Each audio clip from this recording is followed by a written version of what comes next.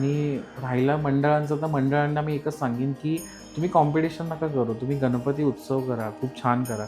गणपतीची मूर्ती आणा. मग ती कशी का असेना, जशी आपल्याला 1 वर्ष आपण समजा नाही आपलं बजेट आहे, तर आपण नॉर्मल आणा. ते कुठेतरी जाऊन मूर्ती करायचे पैसे थांबवणं, मोठ्या-मोठ्या आरास करणं. मग हे सगळे खर्च पहिले तुम्ही काढा वर्षभर. बरेचशी मंडळ काय करतात, गणपती यायला 2 महिने 3 महिने राहिले ना, की मग तेव्हा धावपळ करतात. ह्या वर्षीचा गणपती गेला ना, की नेक्स्ट इयरसाठी तुम्ही काय करायचं आहे ना, तो प्लॅन ह्या वर्षीच करा. मूर्तिकाराला जाऊन भेटा, की बाबा अशी-अशी मूर्ती आम्हाला करायची आहे. तो तुम्हाला गाईड करेल. तुम्ही एक्सपेन्स तयार करा तुमचे बाकीच्या खर्चांचे. तुम्हाला तसं बर्डन नाही पडणार. मोठी-मोठी मंडळं काय करतात माहिती आहे, मोस्ट ऑफ तरी नेक्स्ट इयरचं प्लॅन आहे ना, ते जसे गणपती विसर्जन होतील, दिवाळी झाली की त्यांचे प्लॅन चालू होतात, की आता ह्या वर्षी आपल्याला हे करायचं आहे, हा आपल्याला खर्च येईल. मग ही कामं करा आणि मग तुम्हाला तशी मोठी शेप घ्यायची तर तुम्ही घेऊ शकता. पण हळू मार्गस्थ व्हा, एकदम नको. एकांत आता माझ्या बाजूच्या मंडळाने 22 फूट आणले, तर मी आता 27 फूट आणेन.